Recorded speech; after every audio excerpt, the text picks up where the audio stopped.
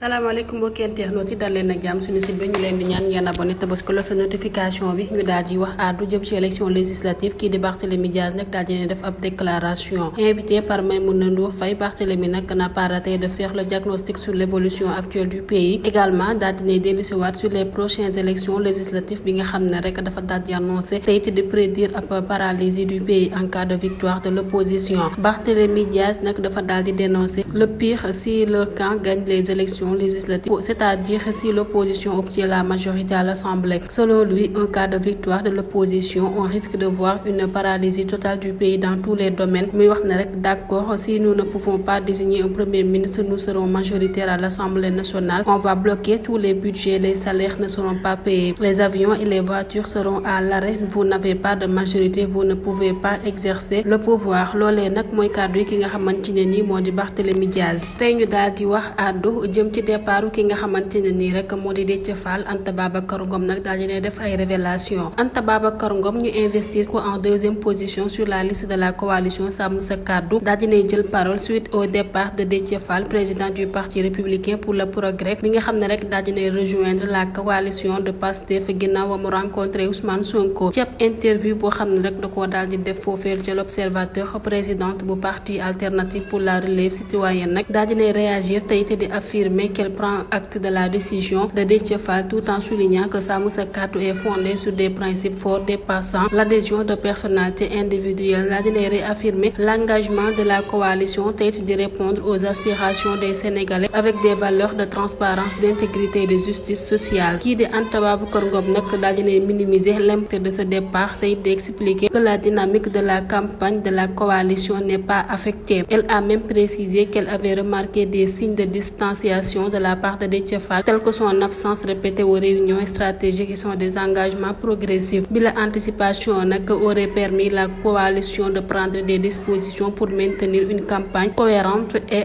stable. En parallèle, kii di Anta Babacar Ngom nag daal dina critiquer l'arrestation de Bougane Gueye Dany tey di dénoncer ab tentative d'instrumentalisation de la justice pour faire taire l'opposition. Selon elle nag nuit au débat démocratique et met en lumière une pression injustifiée sur les figures de l'opposition politique. Ba tey ñu daal di wax àddu jëm ci ki nga xam ne moo di Aliou Tine daal di yëkkat ci ay kàddu jëmale ko ci président Bassirou Diomaye Faye mi nga xam ne rek dafa daal di def ab discours. Président Bassirou Diomaye Faye nag ginnaaw ba mu defee ab discours rassurant de chef d'État, président de tous les Sénégalais, mu di ab discours adapté au contexte électoral et à une pré-campagne où tous les coups sont bons, prendre de la hauteur et densifier l'institution présidentielle dans les circonstances actuelles où certaines décisions et des réactions suscitées en retour étaient de nature générée majeur malaise et confusion. Muy wax kii di Aliou Tine nag di wax ne mi ngi saluer l'effort réel du président à rassembler et à réconcilier son peuple. Au fond, la rupture systématique, ça commence avec le processus de transformation des citoyens, transformation interne et transformation à l'égard de l'autre et à l'égard du bien commun, de tout ce qui nous unit, de ce que nous partageons. Muy wax ne rek il faut trouver les éléments de langage appropriés pour stopper les dérives, stopper la dégradation continue des rapports entre les partis, les leaders et les militants politiques qui, dans un passé récent, ont coûté très cher au pays et qui ont profondément divisé les Sénégalais. Moom Aliou Tine nag muy jeexalee ci ne dañoo daal di war a stopper le glissement continu vers un populisme impensé et vulgaire qui empêche une interaction normale et civilisée entre les Sénégalais. Muy wax ne il faut stopper cette haine qu'on voit monter dans les médias et dans les réseaux sociaux.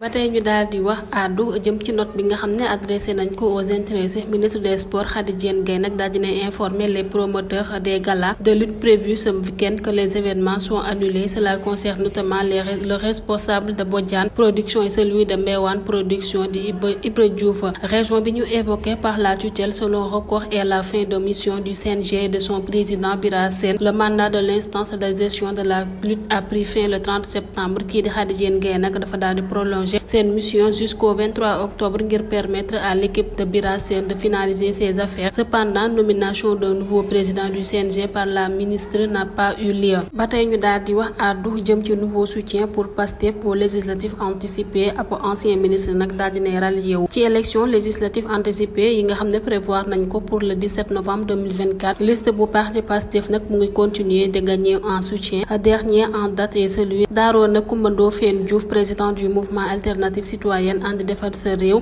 Moom Arona Diouf nag daal dina annoncé son appui à la liste dirigée par le premier ministre Ousmane Ousmane Sonko bi la déclaration nag mu daal di koy def ni ki démb ci àjjuma gi ralliement yi nag mu mel ni dafa daal di succédé wu en faveur de Pastef alors que la campagne électorale approche ñetti fan dong ginnaaw démission kii di Déthié Fall di leader bu parti républicain pour le progrès mi nga xam ne rek daal dina affiché son soutien à Pastef kii di Arona Coumba Ndoffène Diouf di ancien ministre conseiller de Macky Sall daal dina décidé rejoindre la formation de Sonko pour les prochaines législatives kii di Arona Diouf mi nga xam ne moo diriger le mouvement alternative citoyenne ànd defar sa réew dafa daal di quitter le gouvernement de Macky Sall laata élection présidentielle bu 2024 yi bi le ralliement nag daal di ñëw renforcer la dynamique en faveur de Pastef